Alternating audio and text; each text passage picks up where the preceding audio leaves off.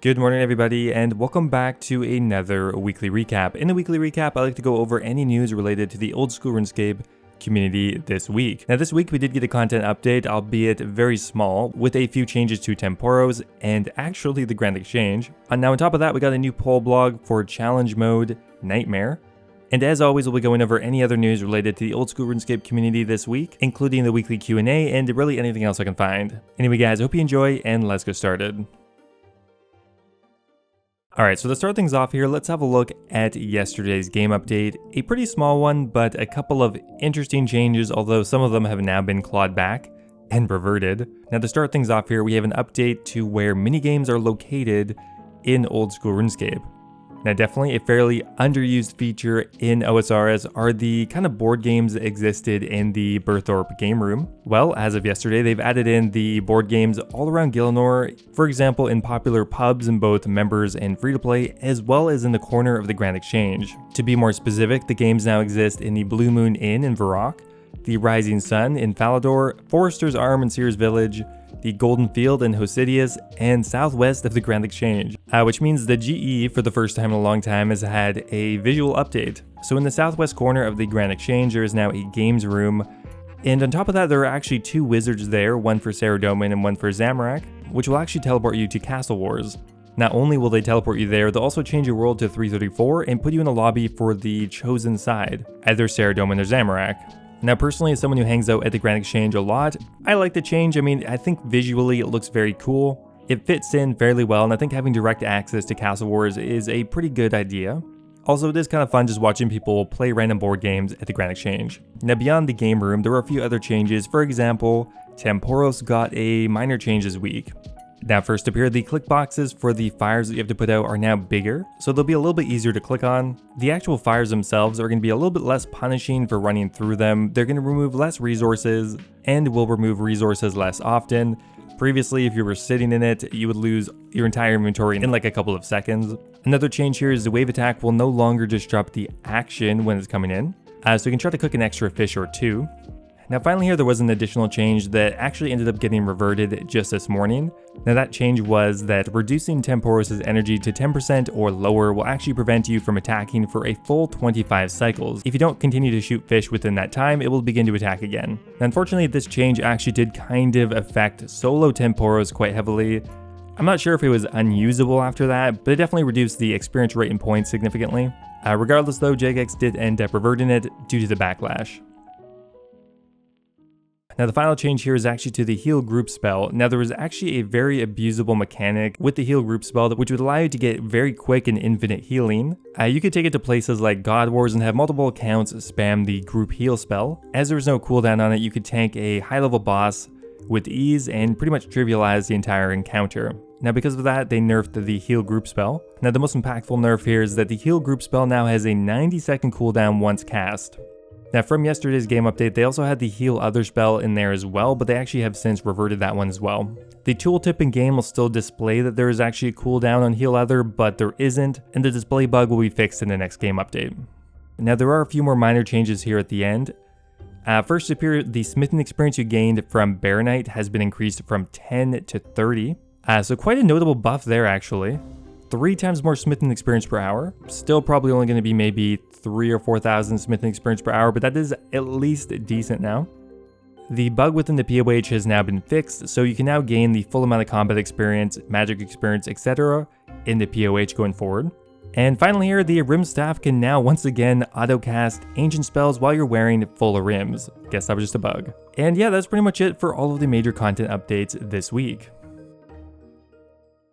Now this week also we got some information on a new Nightmare challenge mode. Now they're calling it Phosani's Nightmare, and if some of you actually remember all the way back in early 2020, Phosani's Nightmare was something that came into the game just for a week or two. Simply as a more challenging and solo only version of the Nightmare. At the time there was no additional rewards for doing it, it was really just put into the game to market the new Nightmare release. Now within the actual poll blog, Jagex does admit that they haven't been releasing a ton of PVM content this year, and they once again reassure that there is some big things in the works coming up soon. However, the challenge mode Nightmare would just be to tide us over till then. So what exactly is the Phosani's Nightmare? Well, it will be a solo only encounter once again. that will require at least one completion of the regular Nightmare of Ashihama. The idea for this change is they want the encounter to be faster paced and more variation per fight. Right now, a Nightmare solo kill will take I think somewhere between 15 and 20 minutes, and it can be quite a grind. So the idea is they're going to make the kills quicker, more interactive, and more rewarding relative to the kill speeds. Now, to make the encounter more difficult, they're going to be increasing the damage dealt for players who are using the incorrect protection prayer. But conversely, they'll be reducing the damage for the players that prayed correctly. There's going to be additional shield and totem phases, however they're going to have reduced hit points on each phase. And on top of that, there will be additional special attack combinations, increased rate of special attacks, there'll be changes to existing special attacks, randomized phase rotation, and even a brand new phase that will overwhelm any unprepared adventurer. So to summarize, it's going to be harder, quicker, and more rewarding. Now speaking of the rewards, well, what are they going to be? Now first up here, there's going to be a new metamorphosis for the Nightmare pet called the Parasite Pet Metamorphosis. Now you can only get this metamorphosis from completing the Phosani's Nightmare, not regular Nightmare runs. Looks incredibly creepy, not really sure if I want that following me around, but it does offer a pretty cool recolor. Now as for actually substantial gameplay changes, one thing they want to offer is a sleep teleport. Right now, the run to the Nightmare of Ashihama is quite long, and that was originally by design. However, this can cause issues with you losing your world when you're going to resupply, and the meta right now is actually to use alt accounts to hold a world. So what if we allow players to teleport to sleep via an upgraded Dragon's Medallion? The upgrade would be made available via an untradeable tablet that would be obtainable from both the Nightmare of Ashihama and the Phosani's Nightmare, however with a higher chance of receiving it from the Phosani's Nightmare. So this would not be unique to Challenge Mode Nightmare, but of course more common. Now because they're doing something more challenging, they would like to offer better regular loot. So the non-unique loot will be increased by around 50% when compared to a standard Nightmare of Ashihama run. Now, and on top of increasing the base quantity, they also want to replace some of the less desirable drops, for example, adamant arrows. This should not only increase the value from each kill, but also offset the hefty resource cost for facing the Nightmare. And the final change here is going to be to the unique reward chance. So what they want to do is for players running the Phosani's Nightmare, they want the actual percent chance of you getting a Nightmare drop to be about 20% faster. Now that is taking into account that the new Phosani Nightmare runs are going to be quicker. So for example, if it only takes you 10 minutes to kill a Phosani's Nightmare versus 20 minutes of a regular Nightmare, the drop chances could actually be rarer on Phosani's Nightmare. However, the fact that you can kill them a lot quicker would hopefully boil down to being only 20% quicker than regular efficient Nightmare of Ashihama runs. Now it's going to be pretty hard for them to get that right on the nose, I think, because the actual speed at which players are able to do the new Phosani's Nightmare could vary quite a lot, so I would expect quite a few balance changes regarding this when it comes out. Alright, so that is it for the Phosani's Nightmare. Kind of an interesting change. Obviously, it's not very big, it's just a rehashed piece of content. I mean, I think Challenge Mode Nightmare is a good idea to have eventually. It doesn't really tide me over personally because I don't really think it's going to be that interesting for me, but if it doesn't take away from the regular development schedule, then whatever. But yeah, that's pretty much it for the Phosani's Nightmare update. Now, to wrap everything up here, we're going to do a quick recap of the weekly Q&A from the JegX moderator team. Now, the first question here is, why did the solo Tempoross method get nerfed completely out of nowhere? Well, essentially, the change wasn't intentionally done to nerf the solo method. The change was actually done to fix a bug within Tempoross. However, it did have, unfortunately, the side effect of having a significant effect on the solo Tempoross method. It was not meant to be an intentional nerf. So for now, they have reverted the change until they can find a better way to get rid of that bug. Why is the new proposed Phosani's Nightmare solo only? Well, they feel that a solo only encounter will be a lot more challenging, which will justify having a higher percent chance of dropping the Nightmare uniques. Now, is it possible to make the new music player toggleable? Yes, it is possible, however, they're not sure the tech behind making the initial change, so they would have to have a look at it. Could you guys add a tracker to Nesty that would count the amount of god eggs that you've sacrificed? Yes, they would love to add that, although it probably wouldn't retroactively count your eggs.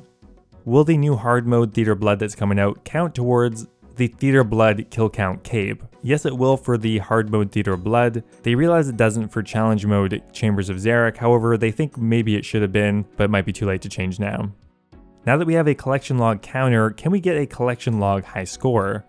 They don't see why not. Everyone seems to like the idea, but they need to make sure that the high scores are stable before adding in new information. And finally here, will there be a new league this year? Yes, they are planning on having a new league and Dead Map Node tournament in 2021. Anyway, guys, that is it for some of the more interesting questions from the Q&A, and that is going to be it for the weekly recap. I hope you guys enjoyed it as always, and I'll see you next week.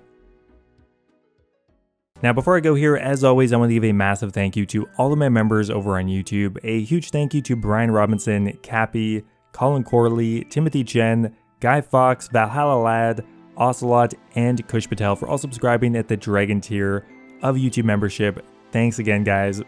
Also, big thank you to Yo-Yo Sub 89, Clack Clack, Need My Pills, Branton Griffin, All Things Gaming, Birdbot, and Base Titch for all being subscribed at the Renite tier. Thanks again. As always, if you guys are looking for another way to support the channel, becoming a YouTube member is an awesome way to do so. You can get access to my video release schedule, be immortalized in any of my future videos, and of course, get a custom role in my Discord server. Thanks again, guys, and I'll see you next time.